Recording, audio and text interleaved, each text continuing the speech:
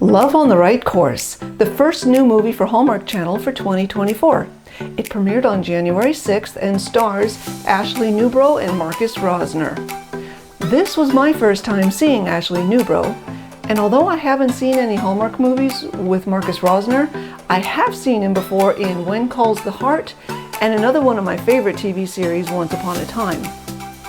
The movie opens up in the middle of a golf tournament. It's in San Francisco.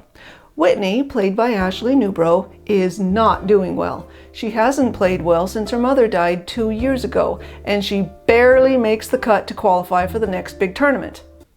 After her disappointing finish, she and her caddy are walking off and have a big disagreement about making him her new coach. Whose fault is that exactly? I don't want to play a blame game here. And he quits. Apparently her mother used to be her coach, and Whitney hasn't looked for a replacement since her passing. So with a month to go to get ready for the next tournament, she decides to go back home to visit her father for his birthday in, get this, Budapest, Hungary, which coincidentally is where the next tournament is taking place.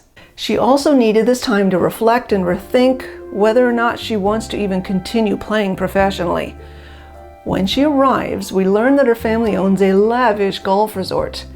It is also here where she meets the new-ish golf pro Daniel, played by Marcus Rosner. I say new-ish because he says he's been there for a year, but Whitney hasn't been back in so long she's never met him. I feel like I should talk about her dad as well. Some days are better than others.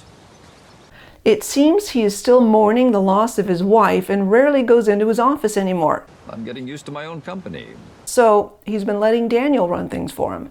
He also closed a restaurant on the property that his wife had opened after she retired, and he breaks the news to Whitney that he's considering selling the property. Wow, I wasn't expecting that. He says he's signed with a real estate agent to list the property for 30 days just to see what happens. Signed a listing agreement yesterday. Just for 30 days. Now, on the one hand, I thought his character seemed a bit dreary and depressing all the time, but then I reminded myself that not everyone grieves the same way or for the same amount of time. I lost my dad a year and a half ago, and I'll admit that occasionally something completely random will trigger my emotions, and I'll still get a little teary-eyed, so I'll let that go. As the characters get to know each other and the story develops, it moves along kind of slowly, but for the most part, I still enjoyed some of the lighthearted interactions between the two main characters. For example, Daniel has a bit of a fun approach to golf. He was showing her some unconventional games he made up, like hitting golf balls into a basket or knocking over these brightly covered cans.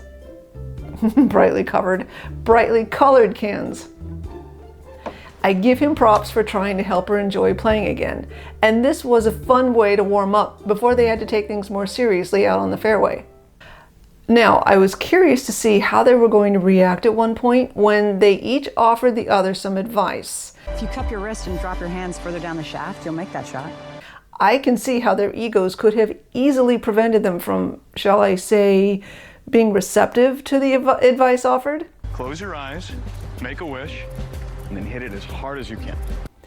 That might have even been fun to see them bantering a bit had it been scripted well, but instead they each seemed to appreciate the other's feedback and moved on. Now, before we continue with the story, can we talk about the scenery? Oh my gosh, Budapest looks so beautiful.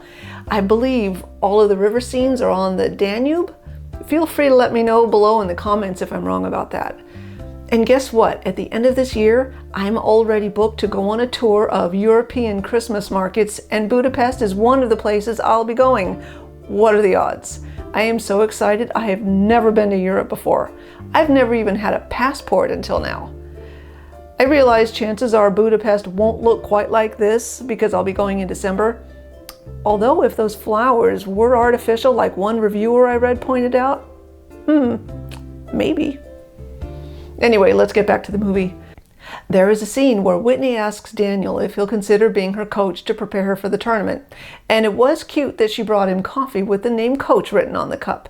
But it's a huge pet peeve of mine that everyone always seems to carry around empty cups in these movies. I mean, it's so obvious the way they're swinging them around all over the place.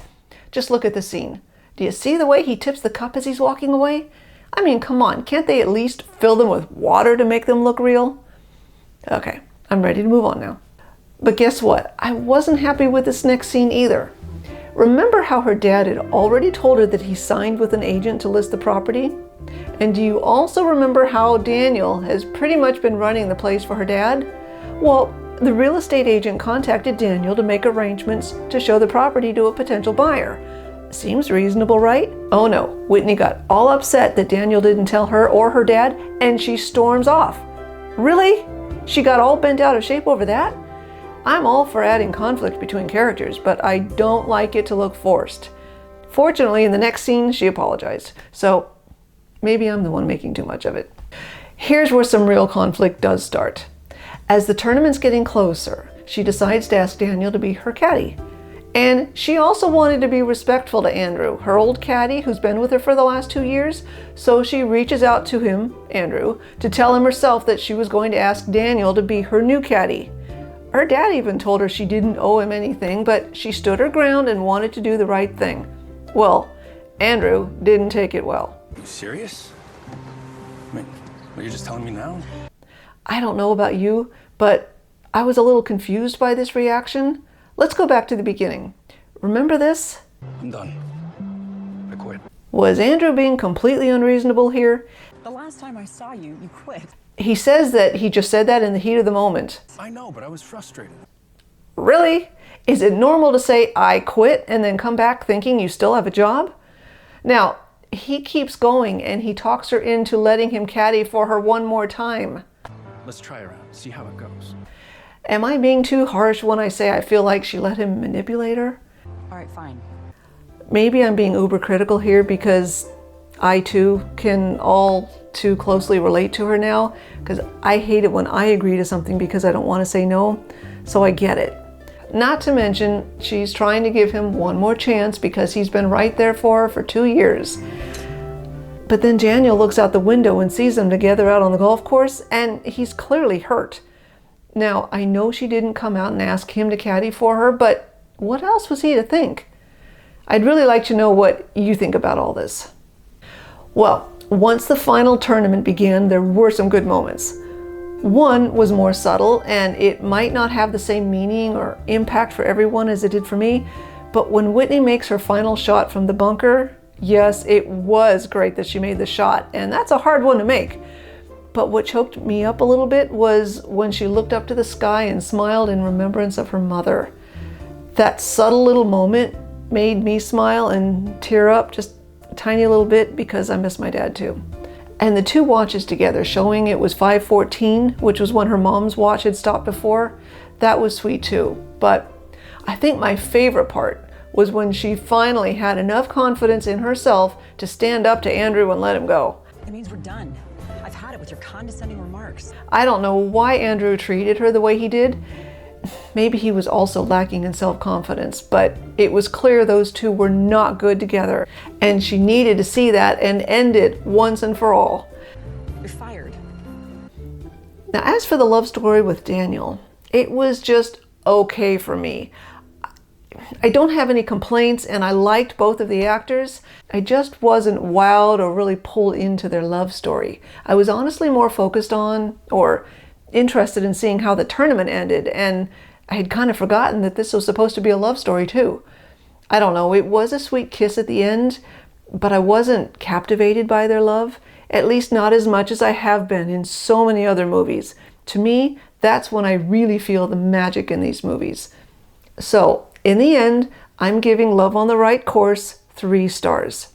It was decent, and if it comes on again, I'm sure I'll probably still watch it. What do you think? Do you agree with me, or do you have an entirely different opinion? I'd love to hear what you have to say too, so please share your thoughts in the comments below. Thank you so much for watching this episode of Magical Movie Club. If you like this and want to see more, please subscribe to our channel and consider following us on Instagram at Magical Movie Club. You can find that link in the description below, as well as links to the preview, the sneak peek, and the movie page at Hallmark.com. We'll see you next week to chat more about our favorite magical movies. Oh my gosh, Budapest? Budapest, was that a Freudian slip?